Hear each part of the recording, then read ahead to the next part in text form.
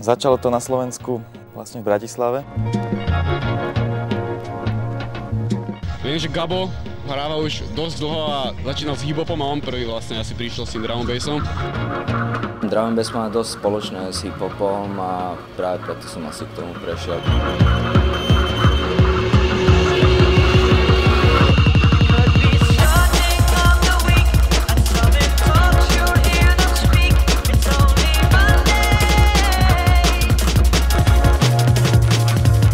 Som Larry, mám 25 rokov a som z Bratislavy. Som Ricky Fitz, som z Bratislavy a mám 24 rokov.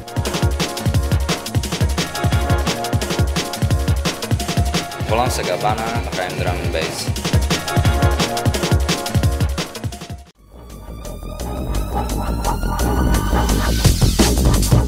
Takže drum and bass už zo svojho názvu vyplýva, že ide o bicie a basy.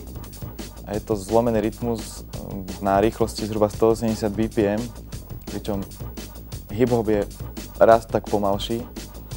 No, tak drum and bass využíva veľa prvkov z hip-hopu. Nie je to ten pravidelný rytmus ako house a techno. V začiatku to hlavne bolo také jungloidné a zaujala ma skôr tá zaujímavá basová linka, ktorá vychádzala skôr z reggae. Bola to taká hraná, taká pekná, taká vlnivá na spodku a hiphopové sample. A ide vlastne o tie kombináciu vlastne živých bicích, alebo len mierne upravených živých bicích s dobrou spodnou basovou linkou a nejakými námotávkami na to. MC je dosť dôležitý, ktorý pumpuje ten dáv a dá sa tam rytmicky dobre vyhrať, nasekať to tam, nakatovať.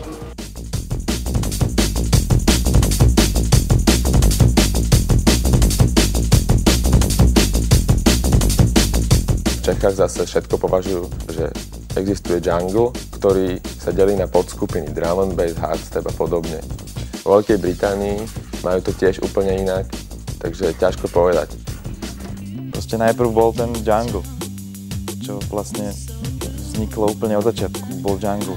Drum and bass je už potom tá vyčistená forma toho, že proste ten bicie a basy, vlastne taký hardstep alebo niečo potom, čo sa z toho ďalej odvíja, tie techstepy a tak ďalej. Je to rozdiel v rytmike a vo zvukoch, ale drum and bass je trošku iný, drum and bass je trošku viac elektronicky sa mi zdá, v jungli sa používajú viac také živšie zvuky.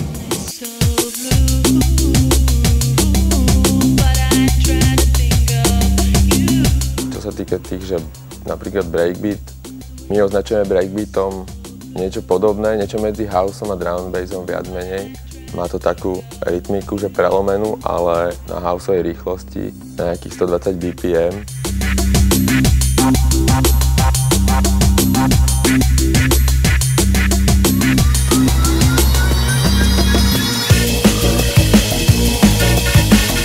Na Slovensku si pamätám, jak sme my začali hrávať. Začalo to na Slovensku vlastne v Bratislave, keď sa Gallagher zo Svitu sem presunul. Myslím si, že sme boli jedni z prvých, tak to boli u kluby, chodilo tam dosť málo ľudí. A v klube predchodca dnešného Dramatiku bola akcia s názvom Break on True.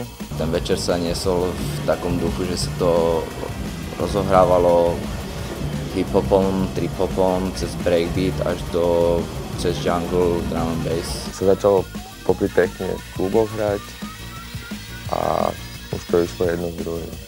Nebolo to veľké nejaké obecenstvo, ale začínalo to na takých 30-40 ľuďoch a potom sa to začalo nabalovať po nejakom roku.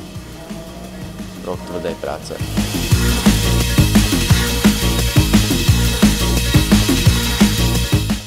Bebe a Gallagher a vlastne potom sa k ním pridal Gabo. Boli pod agentúrou Baikonur, ktorá nestihala bukovať všetko toto, lebo mala pod palcom ešte aj techno DJov, aj houseových DJov a nestihala im bukovať akcie, tak sa to celé to zaniklo a vzniklo Leporello Booking Houseovi, niektorí odišli pod Subtech alebo niekam inám a drum and bassoví DJ založili si Dramatic. Sme sa s Gallagherom rozhodli, že by dobre bolo spraviť booking, tak sme ho založili. My dva s Gallagherom. Najprv fungovali len tak sami, teraz majú Tomáša Bookera, ktorý ich zastrešuje. A teraz fungujú dosť kvalitne s tým, že si dokážu zavolať aj veľké hviezdy z UK. No a tým pádom sa aj ich akcia v klube rezidentná premenovala na Dramatic. Pribrali sme Blackcata, my sme ako základ a rozšili sme to potom o nových DJov, Vix, Kato, Propa. Bol tam aj Larry, Ricky Fitz, čo oni si potom spravili ďalší booking. My sme najprv fungovali ako trademark. Nejako sme získali prvé gramce na internáte Garda, čo Bisley požičal za nejaké smiešné peniaze a kúpovali sme si platne. Tak spolu s Distrojahom, Bisleym a ja sme založili vlastne skupinu Trademark a potom vznikol ten Dramatic. Ale nejak sme sa rozpadli, či čo. A teraz fungujem vlastne ja, Ricky Fitz, pod značkou Signal.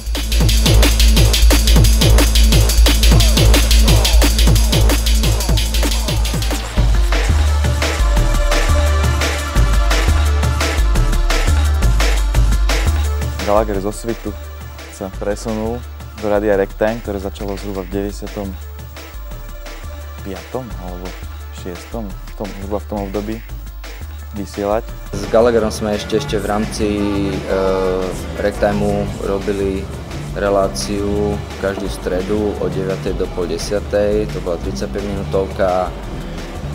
Volalo sa to, že Hip Hop Breakbeat Drum and Bass, kde sme púšťali nové platne, ktoré vychádzali a to sa dosť aj týkalo drum and bassu, myslím, že tak pol na pol to bolo robené. Ten Ragtime bol dosť o tom, že si mohol robiť to, čo chceš, alebo respektíve to, čomu veríš. Teda keď si robil to, čo si chcel, tak si robil iba to, čomu veríš a čo sa ti páči a bol to drum and bass, tak som to proste využil iba kvôli tomu, lebo som si myslel, že je to úplne najlepšie, čo sa dá púšťať. A potom vznikla v rámci Ragtimeu ešte relácia Club Lab. Flynn tam tiež začal pracovať,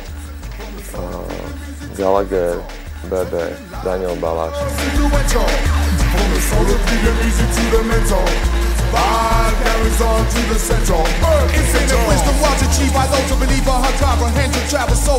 A potom ako Ragtime aspoň trošku rozšíril medzi verejnosť to všetko, tú hudbu, nielen drum and bass samozrejme, ale aj, tak začali sa chytať aj, prispôsobať aj ostatné rádiá a podobne a vznikali aj v komerčnejších rádiách, z času na čas vznikla nejaká relácia, alebo niekedy v noci sa niekto odvážil pustiť niečo podobné.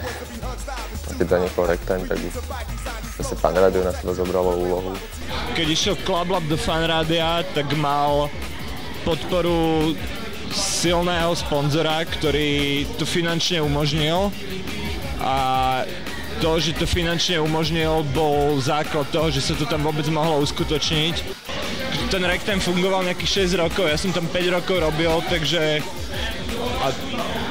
mi to bolo ľúto, no, tak super 5 rokov života mi to dalo.